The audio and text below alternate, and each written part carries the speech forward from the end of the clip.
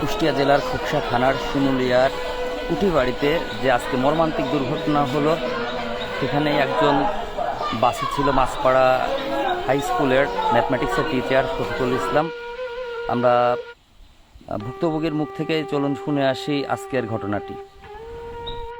আচ্ছা, আপনি তো বাসের মধ্যে ছিলেন, বাসের মধ্যে থেকে আপনি কি বুঝতে পারলেন কিভাবে অ্যাক্সিডেন্টটা হলো? মূলত বাসের মধ্যে হঠাৎ আমি দেখলাম যে সামনের দিকে বাসটা ভেঙে ছড়িয়ে একদম উল্টে ছাদের মধ্যে দুই উল্টার মানে বাসটা সোজা হয়ে গেল।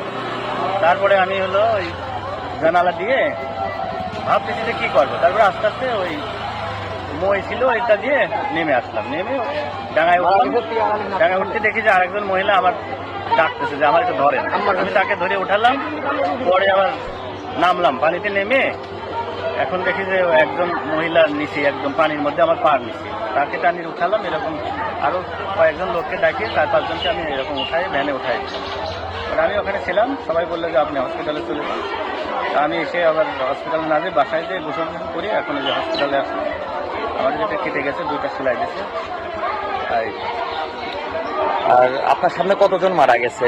আমি তো দেখলাম যে 3 জনের অবস্থা খুবই খারাপ, সম্ভবত তারা মারা গেছে।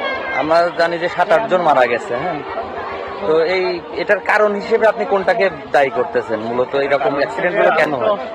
বাসের মধ্যে ছিলাম, আমি তো এটা বুঝতে পারি না যে আসলে কিসের সাথে লাগবে।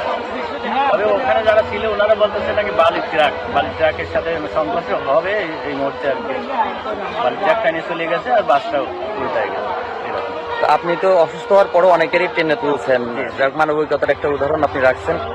বালুর গাড়ির উপরে কোনো ত্রিপল নাই, বালু আছে শূন্য, বালু রাস্তায় উঠতে কেউ গাড়ি তলায় পিছনে গাড়ি তলায় যাইতে পারে না। আমি দোষ দেবো বালুর গাড়িওয়ালা। এই যে অবৈধ অটো বটো ভ্যান এগুলো কি তাই নাই? হ্যাঁ, এগুলোও দায়িক আছে, কিন্তু এই আজকের অ্যাক্সিডেন্ট সম্পূর্ণই বালুর গাড়িওয়ালার জন্য। ঠিক আছে। খোকসার কমলাপুরের প্রিয়ার চাচার নাতি ছেলে নাবিল ও আসছিল নানা বাড়িতে বেড়াতে, কিন্তু এই মর্মান্তিক দুর্ঘটনার কবলে পড়ে তাকে আজকে জীবন দিতে হলো। আর কত লাশ পড়লে পড়ে আসলে আমাদের বিবেক নাড়া দেবে।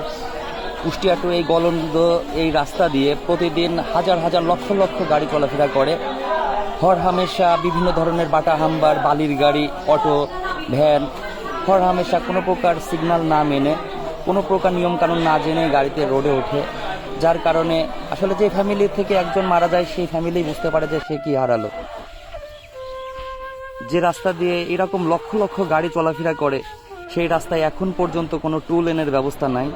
যদি টু লেনের ব্যবস্থা থাকতো তাহলে একদিক দিয়ে গাড়ি যেতে পারতো এবং একদিক দিয়ে গাড়ি আসতে পারতো, তাহলে অ্যাক্সিডেন্টের মাত্রাটা অনেকাংশেই কমে আসতো। আমাদের খোকসাবাসীর আজকে প্রাণের দাবি এই রাস্তাটা অবশ্যই যেন টু লেন হয়। এজন্য যথাযথ ব্যবস্থা নেওয়ার জন্য কর্তৃপক্ষকে আমি আহ্বান জানাচ্ছি। এখানে পাশাপাশি 2টি লাশ শুয়ে আছে, একজনের পরিচয় পাওয়া গেছে আর একজন অজ্ঞাত। তার লাশটা আসলে দেখার মতো পরিস্থিতি নাই, পুরাটাই মুখ থেতলে গিয়েছে, দেখার মতো আসলে না। তো আগামীকাল আমাদের একটি মানববন্ধন হবে, সবাইকে উপস্থিত থাকার জন্য অনুরোধ করা হলো।